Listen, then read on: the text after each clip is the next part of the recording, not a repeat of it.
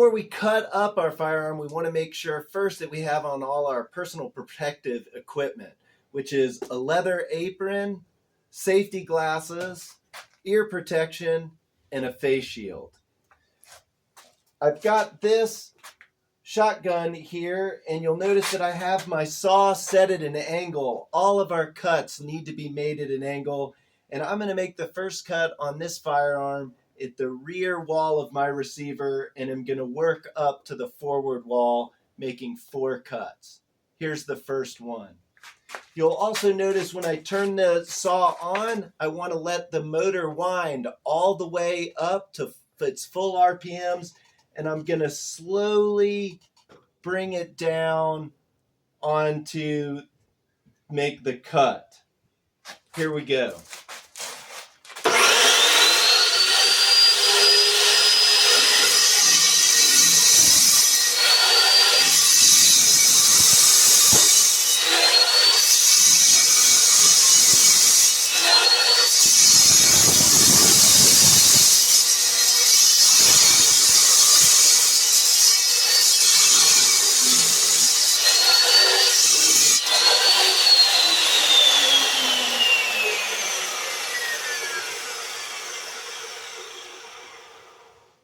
All of our cuts need to be made all the way through the receiver of the firearm so that it can be moved.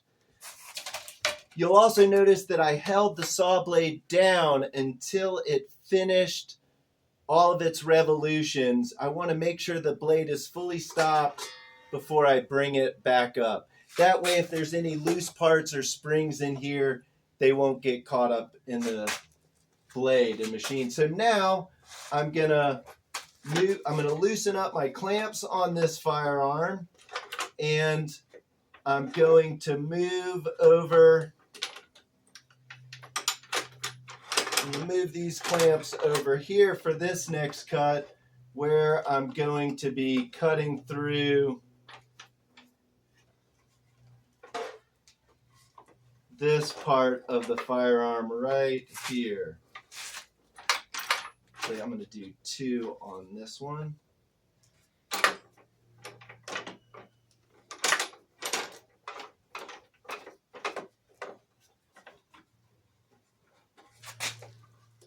You might also have noticed on the last cut, when we're bringing our saw blade down, we bring it down for a count of 2 or 3, and then we release, take the pressure off. That lets the blade and the material cool, and then we bring it back down again. That will help our blades last longer.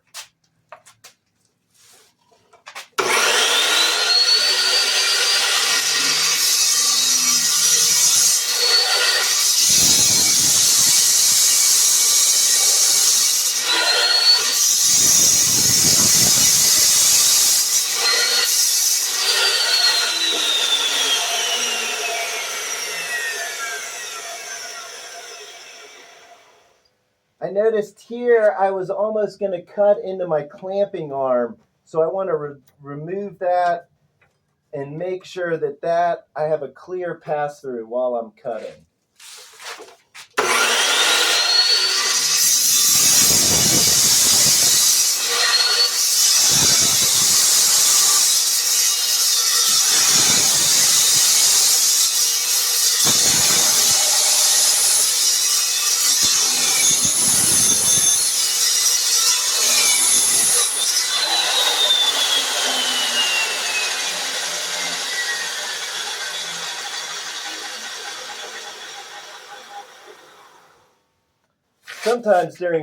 Sometimes during safe disposal events, there might be a line of cars waiting, and you might feel yourself wanting to rush and quickly cut up this so that people aren't waiting long, and I appreciate that about you. But one of the nice things about holding this down after we see that piece cut till it stops spinning, that's a good time to take a deep breath and celebrate the good work that you're doing.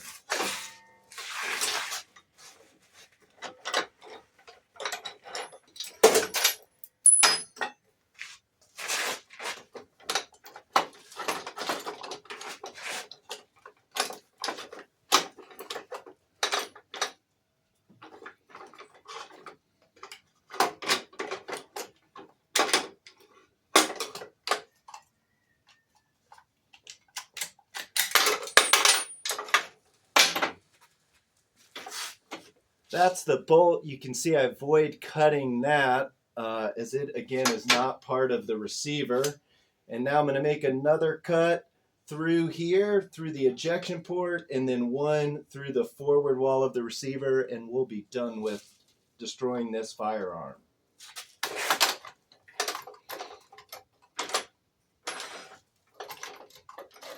One of the things that can be a little tricky about cutting these up is finding a good way to clamp them in, and all these firearms are different and have different parts, so you just have to play around with it a little bit till you can make sure that it's good and secure.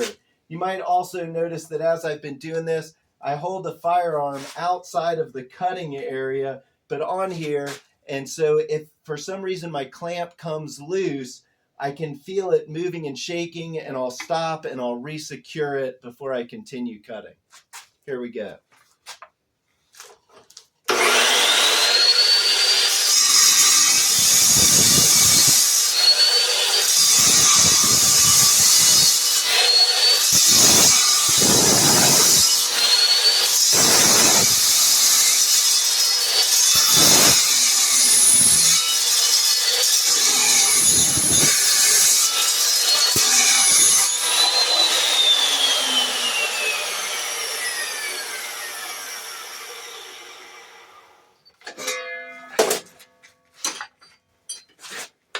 All right, one more cut to go on this receiver. You can see now that part of the action comes off. And as you cut these, you may need to rearrange your cutting position. One of the things I like about this Evolution saw is it gives me a lot of mobility in different ways for how I can cut it up, including these clamps which secure onto a piece of round pipe like we have there. So I'm just going to attach this. Again, I want to make sure I'm cutting through this forward wall of the receiver where the barrel attaches. So I'm just going to test, cut that's going to cut through there. Sure enough, I'm going to secure that in. And now I'm going to make this last final cut.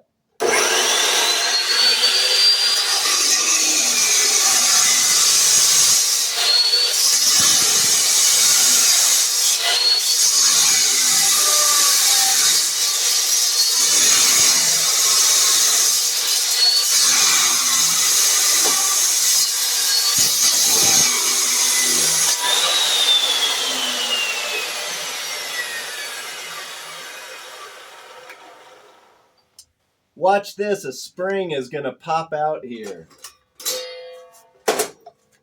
You might have seen there was a little jerk as we were making through that final cut. And look at this spring, the spring that was in the magazine tube flung out of there and got caught up right under here. This is why when we're cutting up firearms, there's lots of springs and things under tension. That's why it's really important that we're wearing all of our protective gear.